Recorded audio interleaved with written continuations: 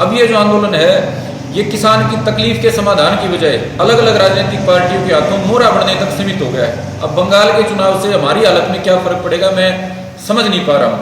बंगाल में जो ममता जी है मैं बड़ा सम्मान करता हूँ, मेहनत करके यहाँ तक आई हैं, लेकिन उनके राज में क्या किसान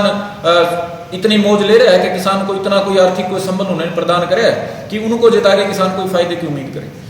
उन्होंने फैसला किया है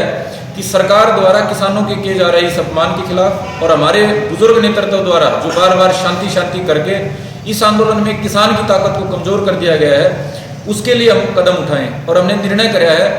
कि जो हमारी मांगे उनके साथ साथ जो छोटू राम ने जो किसान के लिए सपना देखा था, किसान की कर्जा मुक्ति का और फसल के लाभकारी भाव का, उसको भी साथ में लेके हम एक बड़ा आगे का एक बड़ा मजबूत हम कदम उठाएं। और उसके तहत हमने आने वाली 23 मार्च को जो शहीद आजम सरदार भगत सिंह का जो शहादत दिवस है राजगुरु सुखदेव का, उसके ऊपर हमने ये जो लोकल जो बार बार पंचायतें हो रही इनको बंद करके नरेंद्र मोदी जी के घर के आगे संसद के आगे हमने क्रांतिकारी युवा किसान संसद करवाने का फैसला किया है। एक साझा युवा किसान मोर्चा के संयोजन में होगी, जिसमें हम पूरे उत्तर भारत के जो नौजवान जो इस संघर्ष में हिस्सा बनना चाहते हैं, जो किसी राजनीतिक विचारधारा या ये जो संगठन है 20-22 संगठन, इनमें से किसी के दबैल और गुलाम नहीं है। हम अपनी स्वतंत्र सोच लेके आने वाली 23 मार्च को इस सरकार के खिलाफ एक मजबूत फैसला लेंगे और इस सरकार को मजबूर करेंगे कि हमारे बार बार जो किसान समाज का अपमान ये सरकार कर रही है, कभी आंदोलन जीवी कहते हैं, कभी खालिस्तानी और पता नहीं क्या क्या बताते हैं, उसके खिलाफ एक बड़ा मजबूत फैसला लेके गेहूं की फसल आने से पहले अपनी तकलीफ का समाधान करने पर सरकार को मजबूर करें। तो किसान की लाभकारी भाव का जिसका नरेंद्र मोदी जी ने वादा किया था उसको पूरा करने की हम सरकार से मांग करते हैं। और इन 3 कानूनों के संबंध में हम ऐसा मांग करते हैं सरकार से कि सरकार ने वादा किया था कि 2022 तक हम आमदनी दोगुनी करेंगे और सरकार ऐसा दावा करती है कि उसी के लिए हम ये कानून लेके आए। हम सरकार से मांग करते हैं, हमारे बुजुर्गों की जो मांग है, 3 कानूनों को निरस्त करके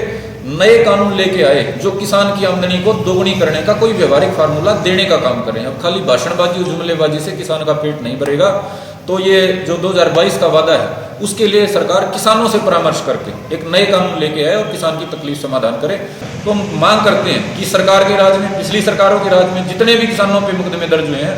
सबको वापस लिया जाए। इन मांगों को लेके ये 23 मार्च का हमारा प्रोग्राम है और इसके संबंध में हम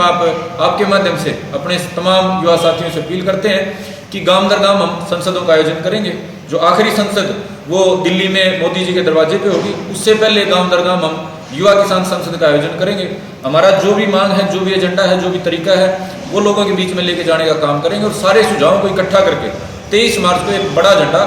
दिल्ली के दरवाजे पे गाड़ देंगे। देखिए, दुष्यंत चौटाला ने जो वादे किए थे उनका अंजाम जो है दुष्यंत चौटाला को आने वाले चुनाव में भुगतना पड़ेगा। सिर्फ इतना आपके माध्यम से कहना चाहूंगा, हमारी जो लड़ाई है मुख्य तौर पे केंद्र सरकार के खिलाफ है। अब ये गांव में जो चल रहा है दुष्यंत के विरोध के नाम पे, किसी नेता के विरोध के नाम पे, मुझे ऐसा डर है कि लड़ाई कहीं भटक ना जाए, कहीं केंद्र सरकार के खिलाफ लड़ाई से लोकल लड़ाई ना बन जाए और जैसे सिवा गांव में हुआ है आपस में झगड़े तक नौबत ना आ जाए। तो मैं किसान साथियों से भी अपील करना चाहता हूँ कि इस छोटी लड़ाई को एक तरफ रख के दुष्यंत चौटाला का इलाज तो आने वाले समय में जनता करेगी। उन्होंने जो वादे करे थे, किसान की स्वामीनाथन की रिपोर्ट करेंगे, कर्जा मुक्त करेंगे, क्या भाव करेंगे,